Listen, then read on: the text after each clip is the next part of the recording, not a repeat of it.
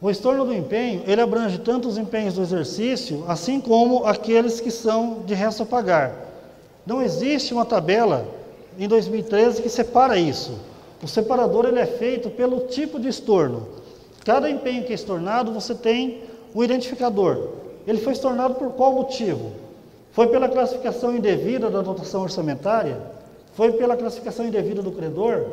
Ou foi falha no histórico? Ou empenhou na fonte não adequada? E ainda se esses empenhos for, ou pode ser por outros motivos ainda, que você terá que estar esclarecendo. Os códigos 4, 5 e 6, eles são de cancelamento de restos a pagar. Aí você vai dizer que você está cancelando um resto processado ou não processado, ou se for ainda por insuficiência financeira.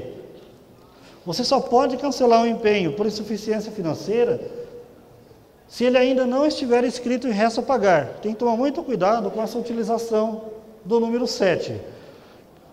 Vou até citar um exemplo. Imaginamos que no final de 2012 você tem um saldo de contas a pagar e não tem disponibilidade financeira.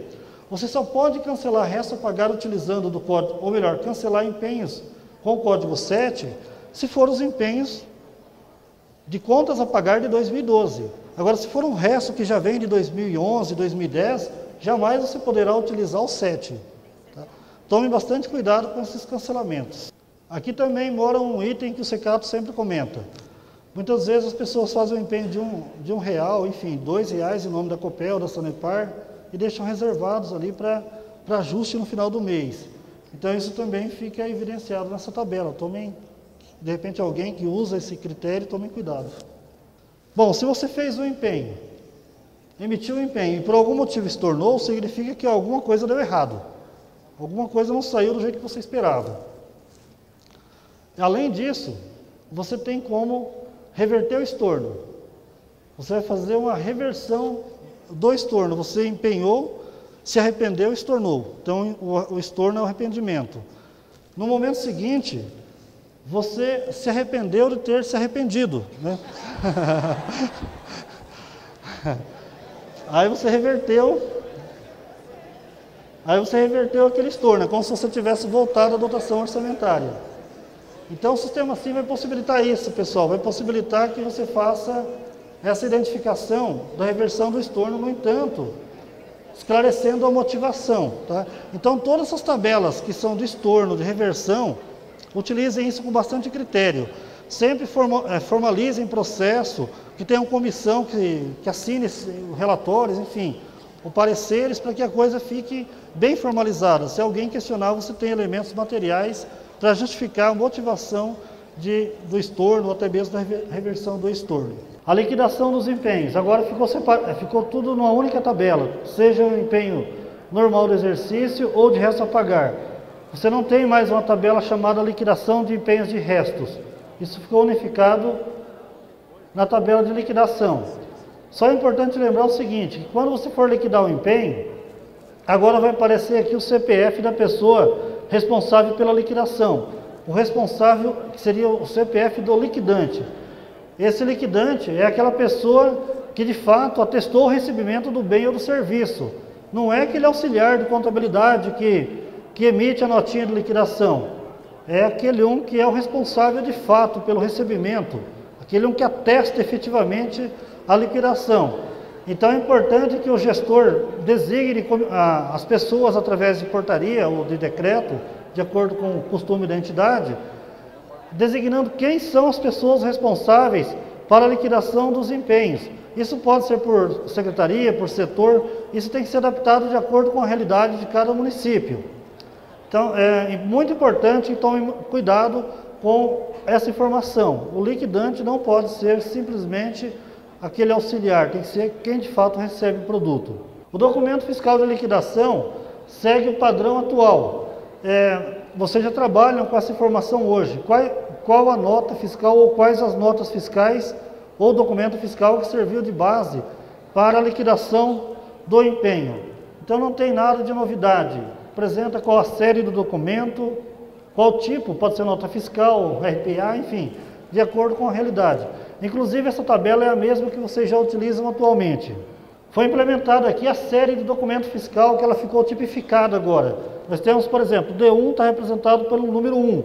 Então isso padroniza para evitar que cada um faça a informação de um jeito. Só lembrando que nos empenhos, a exemplo da liquidação, também é identificado o ordenador da despesa. Em cada empenho emitido, vai ficar gravado na tabela, ou seja, vocês estarão enviando na remessa o CPF da pessoa que ordenou a despesa. Então, quem é o ordenador? É o secretário de saúde, da educação, o prefeito, enfim. Quem ordenou? Aquela pessoa que falou, está ok, pode comprar. É esse o CPF que vai na tabela de empenhos. A liquidação quantitativa de empenho, também ela foi melhorada. No entanto, nós já temos isso no SIM de 2012. Hoje nós usamos a liquidação quantitativa apenas para o combustível, gasolina, álcool, diesel, para meia dúzia de itens. Agora essa tabela ela ganhou algumas informações a mais. Então, para cada liquidação que for feita, vocês terão que dizer a quantidade do produto, se for vinculado à licitação, o lote, o item da licitação, enfim, tem um detalhamento maior. E esse detalhamento se dá para esses itens.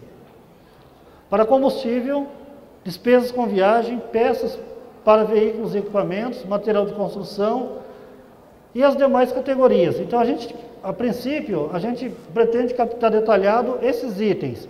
Os demais você informa como 999.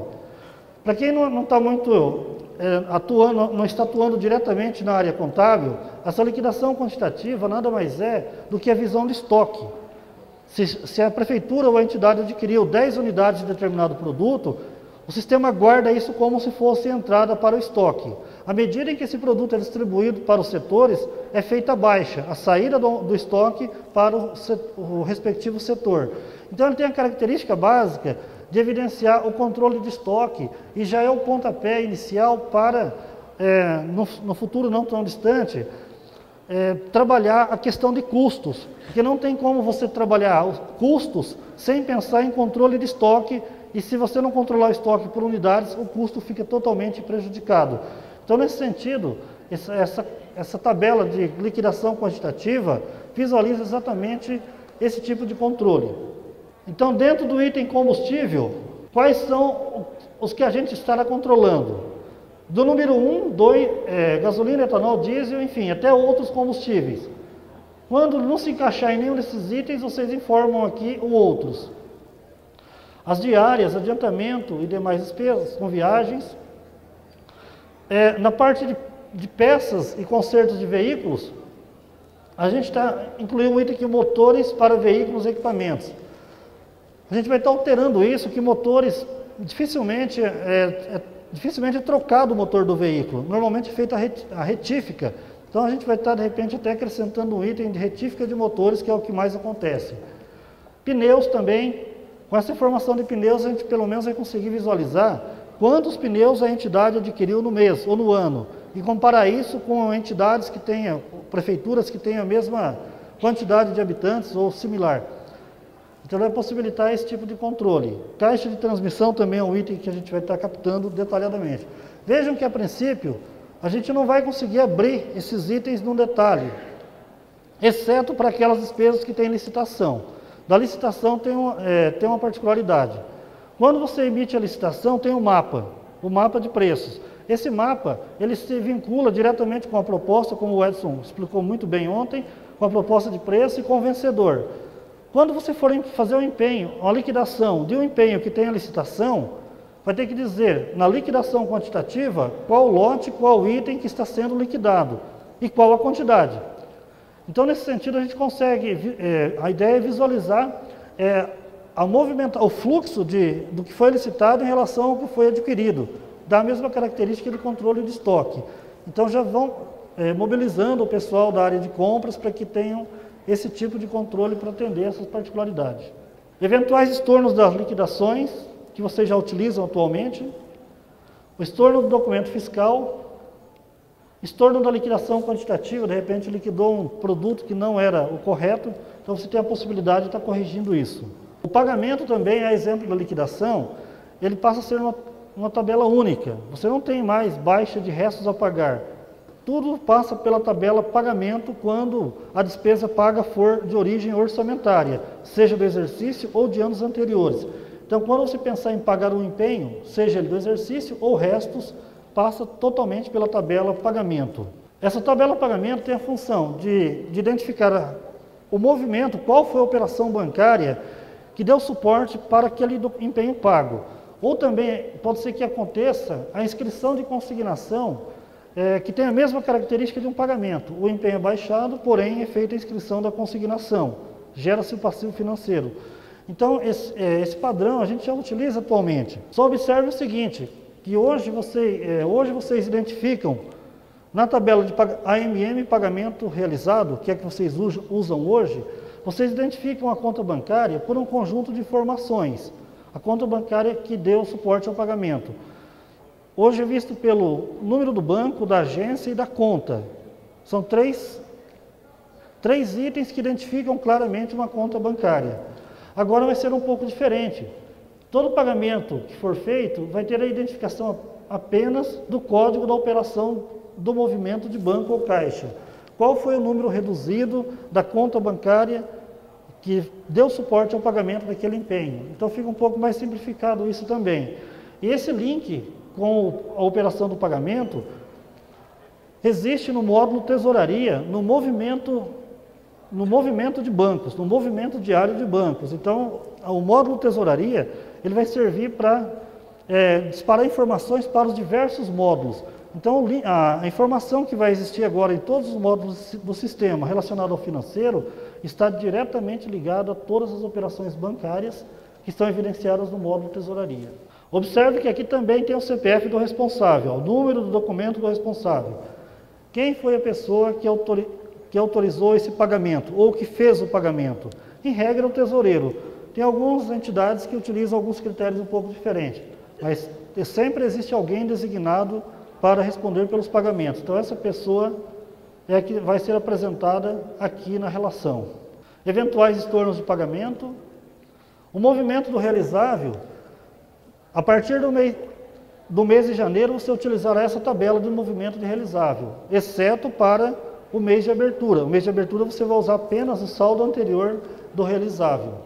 Esse movimento realizável ele vai servir para movimentar todas aquelas inscrições e baixas de fatos que são tipicamente financeiros, que são direitos e que devem ser evidenciados no movimento mensal. Você vai ter o vínculo com a fonte de recurso, a conta contábil. Pode ser que o realizável seja originário de um movimento de empenho. Aí você informa qual o número do empenho. Eu vou até citar um exemplo para esclarecer melhor isso. Imaginamos que o município efetuou o pagamento do salário família. Quando faz o pagamento do salário família, o município tem um direito. Ele fez um pagamento ao servidor e ele vai ter um direito. Então, esse direito é um realizável. Se torna um realizável. Se o município for optante do regime geral de previdência, no momento em que é feito o pagamento da parte patronal, do INSS patronal, esse salário família é compensado. Então, a compensação ocorrendo por um empenho orçamentário, você vai estar dizendo que aquela baixa, por exemplo, do salário família está vinculada a determinado empenho de obrigação patronal que houve a compensação. Então tem essa característica de você vincular o financeiro com o orçamentário. As operações possíveis, pode ser que tenha inscrição no realizável, código 1 e 2, inscrição no realizável por extinção de entidades, baixa do realizável por pagamento via caixa ou banco. As prefeituras e câmaras e a RPPS, em regra, é pagamento via banco. Como eu disse ontem, o caixa se aplica para as empresas abrangidas pelo sistema SIM. Baixa de realizável por caixa ou banco, por cancelamento, por extinção de entidades, ou ainda por compensação de despesa orçamentária, que é o exemplo que eu citei há pouco, relacionado ao salário família. Eventuais estornos. O depósito restituível, essa tabela também só será utilizada para os meses de janeiro em diante. No mês de abertura não se aplica, até porque existe a tabela que trata de saldo do exercício anterior. Então, essa é para os débitos e créditos de inscrições e baixa das consignações de janeiro em diante. E também tem a mesma característica do realizável. Caso a operação seja originária de um empenho, você menciona aqui o número do empenho. E aqui também é identificado o credor. Em algum lugar tem aqui número do documento da pessoa, qual o CNPJ ou CPF do credor daquela consignação. E os tipos de movimentação possíveis são esses: inscrição de consignações. Vamos até citar um exemplo. Quando se inscreve uma consignação, significa que houve um pagamento do empenho e houve a inscrição. De repente o empenho tem retenção. No momento que se paga o valor líquido daquele empenho, que o credor recebe, acontece a inscrição da consignação. Nesse caso, você utiliza o número 1, que é a inscrição de consignação de valores de origem orçamentária. Cada operação fica identificada, e sendo o número 1, torna-se obrigatório o número do empenho na tabela de movimento do realizável. Eventuais estornos. As transferências financeiras. Também aqui não tem nada de novo. Vocês já utilizam hoje uma tabelinha chamada interferência financeira, que são os ingressos e egressos para o Legislativo ou para o RPPS, enfim, de acordo com a sua realidade do município. Mas não tem nada de novo. Simplesmente identifique qual a entidade de origem, de destino, qual a fonte de recurso que deu suporte àquela transferência financeira e o valor. Isso não tem nada de novo. A única diferença é que aqui no modelo atual você identifica qual conta bancária, banco, agência e conta. Agora você simplesmente vai dizer um código reduzido da operação do banco que deu suporte ao repasse ou recebimento de recursos de interferência. Pode ser o ingresso ou egresso, que vocês já usam hoje. E ainda tem as naturezas, podem ser de transferências operacionais normais ou de extinção de entidades. De repente uma entidade é extinta e o saldo financeiro é transferido para o município. Nesse caso você identifica o egresso na entidade extinta como sendo o número 2, que é extinção de entidades. E as transferências operacionais normais, repasse para a Câmara ou para o RPPS, são identificados pelo código 1. Eventuais estornos, tratado em tabela separada também, para você não ficar limitado àquele período, para você não precisar solicitar correção via banco de dados através de demanda, então é possível o estorno no período seguinte. A despesa não empenhada, aqui mora o perigo, pessoal. A despesa não empenhada, vocês sabem que a nova contabilidade deve evidenciar os fatos na íntegra. Então imaginamos que o gestor efetuou uma despesa sem empenho,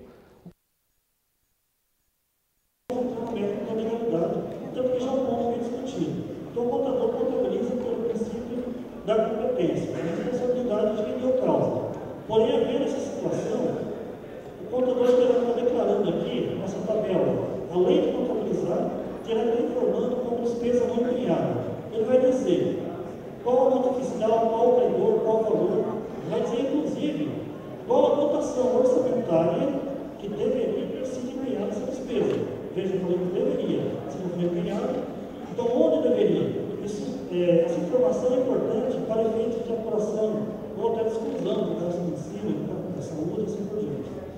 Então tome cuidado, despesa desempenhada é inobservância integral da Lei 4.320, enfim, de todas as normas aí do direito financeiro. Eventuais estornos, caso tenha estorno, tem que ser devidamente justificado no processo. Bom, realizar despesas não empenhadas é um problema. Agora, pagar despesas não empenhadas é um problema muito bonito, é muito maior. E daí você concretizou de fato, você realizou seu empenho e pagou. Então, o sistema vai possibilitar isso também. Caso aconteça, é possível que você diga qual conta bancária foi feito o pagamento e qual a nota fiscal, enfim, qual o número do pagamento. Esse número de pagamento ele é originado. Esse número de operação, ele origina-se na tabela de despesa não empenhada. Se porventura acontecer o pagamento, vai ser feita a baixa do número de operação. Qual operação está sendo paga? Que representa determinada nota fiscal, enfim. Aqui a baixa, aqui se caracteriza efetivamente a responsabilidade. Eventuais estornos. A dívida. Essa tabela também não é novidade, ou considerando que vocês já declaram atualmente no módulo orçamentário financeiro a dívida fundada, todos os contratos de prestação de crédito, parcelamentos de INSS, de FGTS, então isso já é feito atualmente. Então, você simplesmente estará fazendo o recadastramento daqueles contratos que já estão em andamento, que no final do exercício estarão em andamento, deverão ser recadastrados aqui. E a partir de janeiro, toda a movimentação que ocorra, de atualização, enfim, de baixas, de recebimento de parcelas, também deverá ser evidenciado nessa tabela. Os elementos aqui não são diferentes do que nós temos hoje. Qual o número do ofício da SPM, ou seja, tem essa informação do modelo atual, quando foi assinado o contrato, qual o valor dessa dívida, o número de parcelas contratadas, pagas anteriormente, enfim, todas as informações das parcelas também devem ser declaradas. Imaginamos que você tem um contrato, no final de 2012, ele está faltando uma parcela para ser paga, e foi assinado 10 parcelas. Então, quando você for informar aqui, em 2013, você vai dizer que o número de parcelas contratadas foram 10. O número de parcelas pagas anteriormente foram 9. Então, a gente vai ter informação atualizada na abertura do exercício. A dívida pode ser interna ou externa, imobiliária ou contratual, em regra, você utilizará o contratual. Ela pode ter um detalhamento sendo empréstimo, financiamento, parcelamento ou outros grupos de dívida.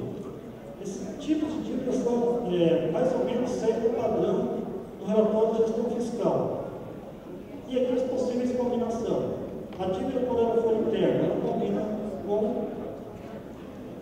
com essas possibilidades. E ela pode ser empréstimo, financiamento. Então, toda vez que você for em relação à dívida, o sistema só vai aceitar se os campos da tabela dívida conter a combinação aqui apresentada. Só lembrando que entra apenas as dívidas de natureza permanente, aquelas que constam no anexo 16, dívida fundada. Ingresso à atualização de dívidas, se você cadastrou a dívida, certamente gerou um código de operação. Esse código quem cria é cada entidade. A partir dali, começa a sua movimentação. Pode ser que o município receba parcelas ou receba atualização.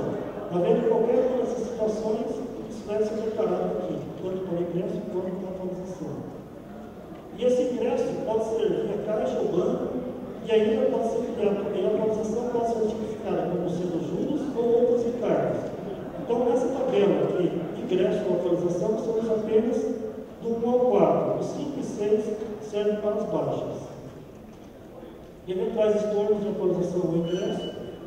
A baixa da dívida, ela pode ser por pagamento uma operação bancária, você identifica qual registro bancário foi que motivou esse pagamento.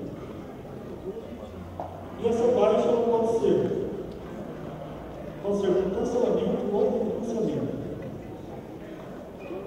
Eventuais estornos de baixa. A execução principal da operação de crédito, eu também não vou entrar no mérito, porque vocês não utilizam isso hoje. O critério é o mesmo. Se o município assinou uma operação de crédito e teve que executar obras sem o ingresso de recurso, então o pagamento normalmente acontece no recurso livre. Porém, o empenho deve ser feito na fonte da operação de crédito. Em algum momento, quando o órgão passador transferir o recurso, você transfere para a conta bancária o movimento e faz a compensação, faz o ressarcimento. Então, esse critério é o mesmo que vocês já utilizam hoje. E essa tabela serve ainda, ela serve para o depósito de contrapartida e execução antecipada. Ela tem duas finalidades e identificadas aqui através da tabela de tipo de execução. Pode ser que aconteça registros equivocados, então você exporta essa execução antecipada. O cadastro de convênios, como já tinha citado ontem, ele está bem separado do custódio de recurso ilícito. Aqui entra apenas, quando você vê a tabela convênio, é apenas para os convênios federais e entre municípios. E não tem nada de novo, é um cadastro simples, seguindo o modelo que nós temos hoje no módulo de convênios e auxílios que vocês utilizam. A situação do convênio ela pode ser em andamento, cancelado, paralisado. A cada mês você pode ir atualizando isso, declarando uma linha nessa tabelinha, nos informando em que pé está o convênio. Ele foi cancelado ou não? Foi desmembramento? É uma forma de atualizar e essa tabela é flexível, ela não fica limitada a um único registro. Eventuais aditivos de convênio, esses aditivos podem ser de prazo, valor de prazo ou outros. Também não é diferente do modelo que nós temos hoje. Cancelamento de aditivos, que eventualmente ocorra, a vinculação do convênio com a fonte de recurso. Observaram ontem na tabela de fonte de recurso que agora existe a vinculação pelo detalhamento. Existem vários níveis de tabela de fonte. Se o recurso é de transferência voluntária, e se for uma transferência voluntária federal, a tabela de fonte tem a codificação própria para isso. Então o sistema vai exigir que toda fonte de recurso que esteja cadastrada na tabela, que exista na tabela de fonte, sendo transferência voluntária federal, que seja feita a vinculação aqui com o respectivo convênio. Então isso já está preparado, o sistema está preparado para atender essas particularidades. Eventuais contrapartida ou execução antecipada do convênio, que não muda o modelo de hoje, segue exatamente o padrão das operações de crédito. Se fez um depósito de contrapartida, a despesa tem que ser por conta da fonte livre. E naturalmente, o convênio pensa na fonte originária do recurso. Então, esse critério não modifica, simplesmente o sistema vai possibilitar o controle da execução antecipada com contrapartida. Estorno da contrapartida ou execução antecipada, o arrependimento, o empenho versus convênios, você vincula o empenho com determinado convênio. Essa vinculação, a gente não vai perder nenhuma informação comparado com o modelo atual. Se o empenho for de uma fonte de recurso que seja originária de transferência voluntárias federais, nós vamos conseguir identificar isso através da regra. Aí vai aparecer uma mensagem dizendo, olha, o empenho tal, é de fonte de recursos de convênio federal, porém não está vinculado a nenhum convênio. Então vai ter uma regra mais ou menos assim. A vinculação dos convênios CIT, da fonte com o convênio CIT, também não é diferente. Se lá na tabela de fonte nós temos transferências voluntárias estaduais, então todo o empenho que for emitido por conta da combinação da fonte de recursos que seja de convênio estadual, você vai ter que estar vinculando a fonte com um determinado convênio. Ou melhor, o convênio que é outro. Aqui você vincula apenas a fonte com o convênio e aqui o empenho com o convênio. Eventuais contrapartidas de execução antecipada do convênio CIT, que não é diferente dos convênios federais, que segue exatamente o modelo utilizado atualmente. Regularização de transferência CIT, nós separamos isso pelo seguinte fato: de repente o governo do Estado repassa um recurso ao município e o município faz a licitação e executa o objeto. Até aí tranquilo. Acontece que, em alguns casos, o repassador do governo do Estado não informa no site não informa no CIT aquele convênio. E se o governo do Estado não informou no CIT, não existe o número CIT para o município. Nesse caso, a regularização vai no sentido de possibilitar esse ajuste no mês seguinte ou nos meses seguintes. Eventuais estornos de contrapartida ou execução antecipada. E aqui também tem decisão de fusão. Seguindo aquela linha, que uma entidade no meio do ano pode ser extinta e o saldo ser transferido para a prefeitura, por exemplo, então a entidade extinta terá que fazer os lançamentos dizendo que todos os saldos patrimoniais foram objeto de transferência para determinada entidade, que seria medida da prefeitura, e quais foram as contas contábeis debitadas e creditadas que deu suporte à transferência. Quais foram os lançamentos contábeis de transferência para a Prefeitura? A Prefeitura, de posse dos saldos transferidos, terá que fazer também os lançamentos de incorporação. Então, nesse sentido, a gente consegue visualizar se todo o saldo que foi baixado da entidade foi incorporado na outra. Tem mais ou menos essa característica. Normalmente, esse movimento se dá somente por contas patrimoniais. Por exemplo, a conta bancária, o saldo de bancos, que foi transferido da entidade extinta para a prefeitura, quem foi extinto vai declarar o banco a crédito e declarar o patrimônio líquido a débito, seria uma baixa, uma liquidação do balanço. E a prefeitura teria que fazer o registro ao contrário, dar entrada no disponível e creditar o patrimônio líquido. Então você consegue identificar perfeitamente as operações. Fonte, cisão, fusão. Essa tabelinha tem o objetivo de identificar o número da fonte da entidade que foi extinta e o número da fonte de recurso da entidade que está recebendo. Pode ser que a entidade que foi extinta usa, por exemplo, os recursos livres lá na fonte número 50, imaginamos assim. E a entidade que recebe pode ser a prefeitura. E a prefeitura utiliza livre na fonte livre, 000. Então, nesse caso, acontece um depara. Antes, o saldo estava numa fonte, agora passou para outra. A vinculação dos empenhos com os contratos, os empenhos com as intervenções, essa intervenção deve existir lá no módulo de obras públicas, e toda vez que existe uma despesa realizada, você vincula o empenho com a intervenção.